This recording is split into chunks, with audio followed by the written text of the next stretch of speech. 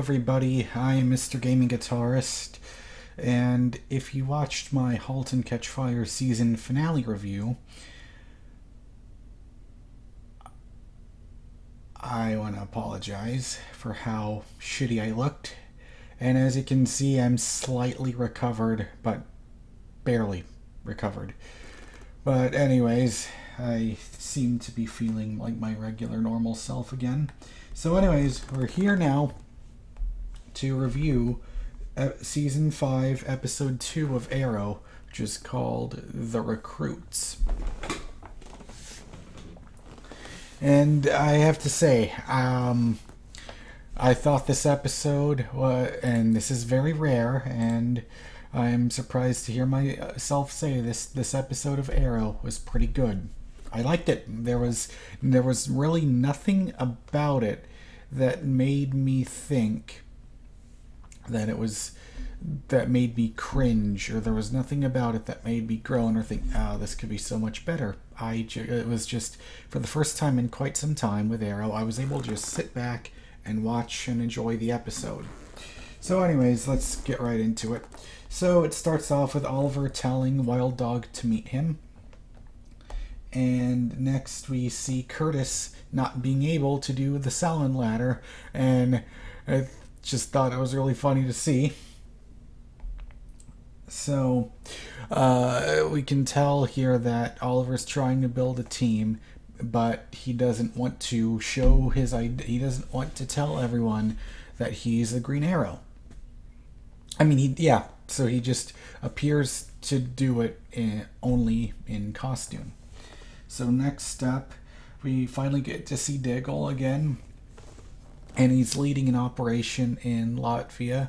And I would have to say, if there was any part of the episode that felt the weakest, it was this. It just felt very sidetracked. It's funny because in here, the flashbacks actually felt like they mattered to the goddamn story that's happening to the episode, and I really liked seeing that with the whole ringing the bell thing, and he learned how to do that from Bratva, and he learned about team building and the ways of how not to do it, and the ways that you have to learn how to trust them from that. So I was really happy to see the parallels between that and the storyline going on throughout this episode. And yeah, I'd have to say that Diggle's storyline definitely felt like the weakest, which is kind of a disappointment. But the other thing too about it is, don't you notice that Diggle keeps ending up working, or like his superiors in the military, anytime we see him, they always end up being corrupt. Like, we got to see that happen between Diggle and between Andy and his superior then, who was corrupt, and once again the people he's working for is corrupt. I think it even happened maybe in season 1 or season 2 with that PMC company, where someone that he used to know in the army was there as well. Yeah, it's pretty fucked up how anytime we see Diggle in the army, all his superiors just being corrupt jackasses. So next up, Oliver is still not a good mayor. He needs Thea to handle everything for him. And yet, he tries to set up this charity event to have this free hospital by Amortech, and yet that seems to be completely going down the wayside. At first we think, oh, because this guy in rags, who for now I guess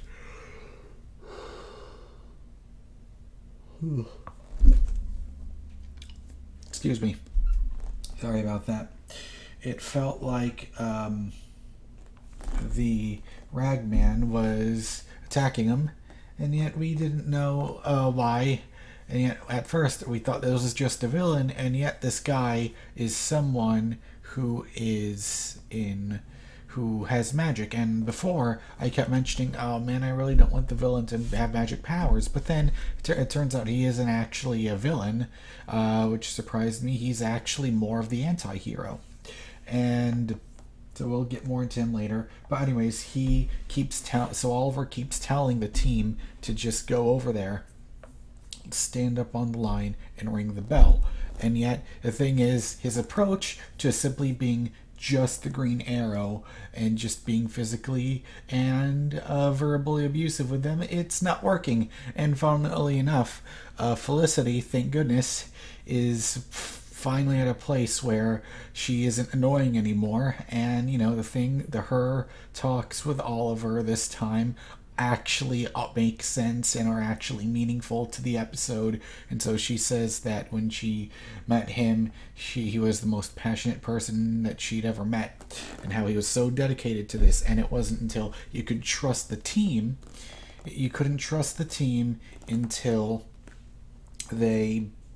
you actually got to know the person behind the mask. And so it wasn't until then when you actually got to know the people, and that's when you could put a trust in each other, and that's how your team works.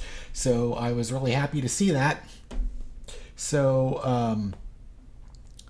I'm glad that for at least for now, because fuck-ups could always happen in the future, but for now, season 5 of Arrow seems to be on this recovery path, and I'm very happy about that.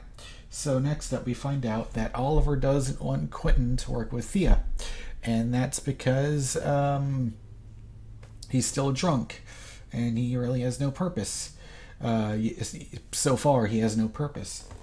And then and the reason why the team wouldn't work with Oliver is because, of course, because he wouldn't show his identity, and yet Curtis says that he doesn't trust people, and yet it's no wonder why his team left. But then, of course, I already mentioned this, that all got resolved by the end of the episode. So then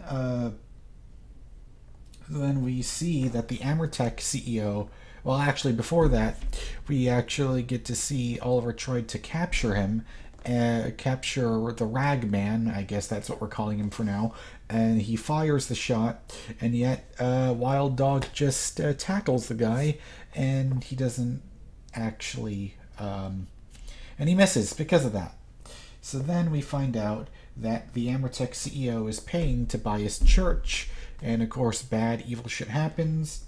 And then we find out that Ragman's rag is 2,000 years old and radioactive. So I've got no idea how that actually works. So we'll just have to wait and see. So anyways, the one thing that surprised me, that revealed to me that this guy wasn't a villain, was that he actually saves Oliver. And then the two of them have a talk at the two of them actually have a talk at the rooftop. And then we find out, I think, don't quote me on this, but so after he pulls off his mask, isn't Ragman actually isn't that Cody Rhodes, the guy that was Stardust? I think that was him. I don't know for sure, but I think that is who he is. And so we find out then later on in the next episode he's going to be possessed, which will give an excuse to see Stephen Amell and Cody Rhodes fight each other again.